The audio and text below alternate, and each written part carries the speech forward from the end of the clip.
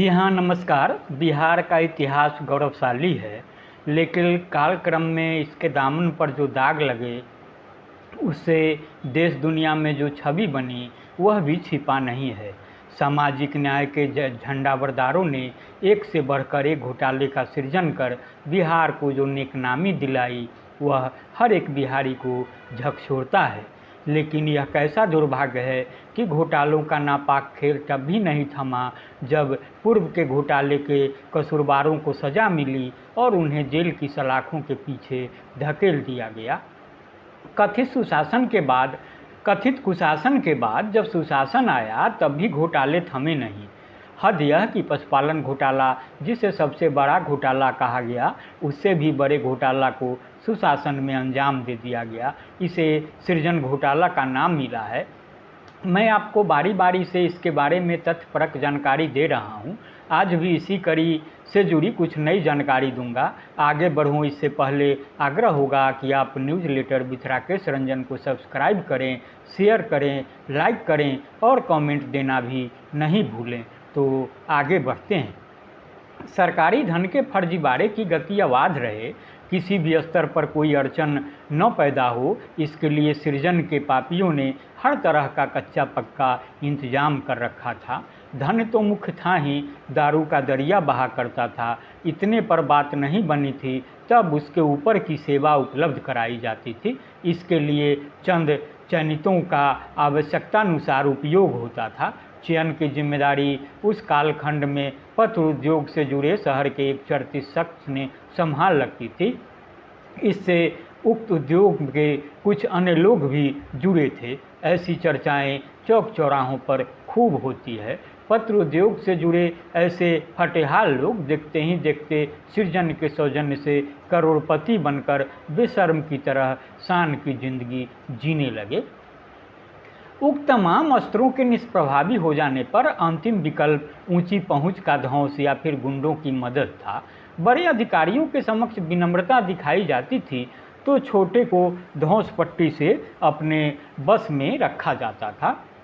पर पैसे और अन्य सुविधाओं के मामले में हैसियत के हिसाब से पूरी आज़ादी मिली हुई थी, कहीं कोई रुकावट नहीं थी। वैसे भी फर्जीवाड़े के अजस्र स्रोत से धन इतना आ जाता था कि अन्य सुविधाओं के लिए कभी किसी को दूसरे का मुखापेक्षी होना नहीं पड़ता था। सुलभता इतनी सहज थी कि जो जिस लाइन में थे वे उसमें आकंठ डूबे रहे। किसी ने अथाह संपत्ति बनाई तो किसी ने अय्यासी में अपने हिस्से का धन बहा दिया। सरकारी धन के कथित फर्जीवाड़े के मास्टरमाइंड के बारे में चर्चा है कि उसने अकुश संपत्ति भी बनाई और भरछोड़ अय्यासी भी की। उस दरमियान सृजन की संचालिका मनोरमा देवी की मौत को लेकर भी चर्चाओं का बाजार गर्म रहा। कहा जाता है कि एक चर्चित बड़े नेता की बड़ी दखलंदाजी से वह नाखुश थी। उस बड़े नेता के कथित अंतरंग जुड़ाव को लेकर उनके मन में कुछ और बात बैठ गई थी। कहते हैं कि इसका वह अक्सर इजहार करती रहती थी। इससे सृजन परिवार में कलह पसर गया था। मास्टरमाइंड का बड़ा प्रभुत्व भी इसका एक बड़ा कारण था। इसी गहराए कलह के बीच मनोरमा देवी की सांसें टूट गई। मनोरमा देवी अस्वस्थ थी, पर बीमारी कोई दम टूटने वाली नहीं थी।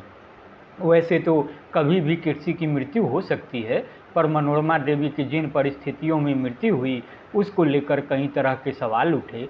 कुछ लोगों ने आशंका जताई कि कलह से त्रस्त होकर उन्होंने आत्महत्या कर ली। चर्चा यह भी हुई कि अस्वस्थता के बहाने सुनियोजित ढंग से उनसे मुक्ति पा ली गई। यह सब सिर्फ संदेह भर है या इसमें कुछ सच्चाई भी है, इसका खुलासा सीबीआई जांच में ही हो सकता है। कालांतर में सरकारी धन के फर्जीवाड़े का खुलासा हुआ, तब इससे जुड़े अन्य गोरख धंधों के रहस्य की भी परत दर परत खुलने लगे। सच या झूठ कई तरह की बातें सार्वजनिक होने लगी और चर्चाएं पसरने लगी। वैसी ही चर्चाओं में एक यह भी है कि फर्जीवाड़े से जुड़े बड़े चेहरों ने लाभ पहुंचाने और संरक्षण देने वालों को उनकी इच्छा के अनुरूप सुख सुविधा उपलब्ध कराने की भी मुकम्मल व्यवस्था कर रखी थी। इसके साथ ही फर्जीवाड़े के मास्टरमाइंड की मासूकाओं की लंबी फहरिस्त भी चर्चा में आई थी। उसकी मासूकाओं में एक भागलपुर के इसाक चक्की थी। उस दौरान मीडिया में जो बातें आई थी उसके मुताबिक दीवानगी ऐसी कि उस मासूका की इच्छाओं व अदाओं पर उन्होंने लाखों न्यौछावर कर दिया। तो जानकारों के अनुसार उसने कीमती गहनों से लाद ही दिया, देवघर में एक अपार्टमेंट में फ्लैट भी खरीद दिया। पति मुंह नहीं खोले इसके लिए उसे भी धन से भर दिया, अपनी दुकान में नौकरी भी दे दी। चर्चाओं पर भरोसा करे तो मास्टरमाइंड की एक अन्य मासूका धनबाद की थी। उसकी एक बहन भागलपुर में रहती थी। बहन के यहाँ आने जाने के क्रम में मास्टरमाइंड की समृद्धि के चकाचौंध में फंसकर वह उसकी मासूका बन गई। फिर तो वह प्रायः भागलपुर में ही रहने लगी। कहा यह भी गया कि उसके जरिए उसकी बहन का भी मास्टरमाइंड से मधुर संबंध हो गया है। बताया जाता है कि मास्टरमाइंड ने एक चर्चित शिक्षण संस्थान के निचले तल्ले को अपना अय्यासगाह बना रखा था। मासूकाओं से मिलन प्रायः वहीं हुआ करता था। उस अय्यासगाह में उनके कुछ खास लोग पहुंचा करते थे। उन खास लोगों में बड़े राजनीतिज्ञ, अधिकारी, व्यवसायी, पत्रकार और सफ़ेद पोश भी होते थे। धनबाद वाली मासूका को भी मास्टरमाइंड ने भागलपुर में ज़मीन और फ्लैट खरीद दी। जानकारों के मुताबिक उसकी एक बहन पटना में रहती थी। छजूबा के एक अपार्टमेंट में मास्टरमाइंड ने उसके नाम से फ्लैट खरीदा था। उसी में उस मासूका का निवास था। कहते हैं कि जब कभी मास्टरमाइंड पटना जाता था तो अमूमन वहीं डेरा डालता था।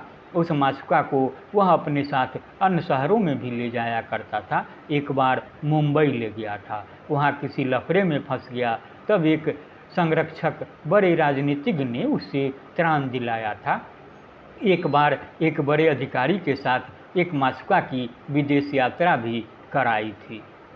तो चर्चा यह भी है कि सृजन की दिवंगत संचालिका मनोरमा देवी से जुड़े जितने खास लोग थे प्रायः सबने मासूकाएँ पाल रखी थी।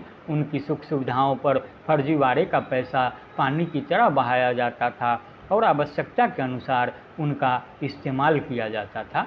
कहते हैं कि ऐसी तमाम मासूकाएँ CBI के रडार पर हैं। रहस्य उगलवाने के लिए उन सबसे भी पूछताछ हो सकती है। लाभ पहुंचाने वालों के लिए विशिष्ट सुख सुविधा की चर्चा को विगत वर्षों हुई कुछ घटनाओं से भी बल मिला। सृजन से जुड़ी एक महिला की मौत को लोगों ने उसी नज़रिए से देखा। संभवतः वह वहां सेल्स गर्ल थी। 2008 में अचानक उसकी तबीयत खराब हुई और अस्पताल के रास्ते उसका दम टूट गया। तो पाप यहीं तक नहीं हुए, इसके दास्तान और भी हैं। उक्त महिला की मौत का मामला थाना पुलिस में नहीं गया, संभवतः इसलिए कि सृजन के एक संरक्षक राजनीतिज्ञ ने स्वजातीय पुलिस अधिकारी के सहयोग से उसे रफा दफा करा दिया। शहर में चर्चा उसकी हत्या की पसरी इस रूप में कि पाप छिपाने के लिए सुनियोजित तरीके से उसे मौत की नींद सुला दी गई।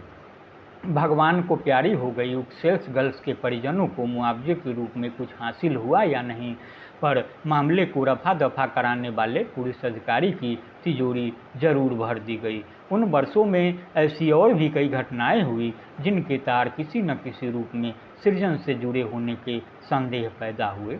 उन तमाम घटनाओं पर भी CBI की नज़र है, ऐसा लोगों का मानना है। आपको बता दें कि समकालीन तापमान बिहार से प्रकाशित प्रतिष्ठित मासिक पत्रिका है। इसने लंबे प्रकाशन का रिकॉर्ड बनाया है। इसके संपादक हैं अविनाश चंद्र मिश्रा। अविनाश चंद्र मिश्रा के संपादन में तापमानलाइव.com वेबसाइट भी संचालित है, जिसकी खास विश्वसनीयता है। इस साइट पर अंतरकथा सृजन की हर दबंग शख्स ने पाल रखी थी मासूका शीर्षक से रिपोर्ट जारी की गई है। यह रिपोर्ट शिव कुमार राय की है, इसे वहीं से साभार लिया गया है। तो आज इतना ही, नमस्कार।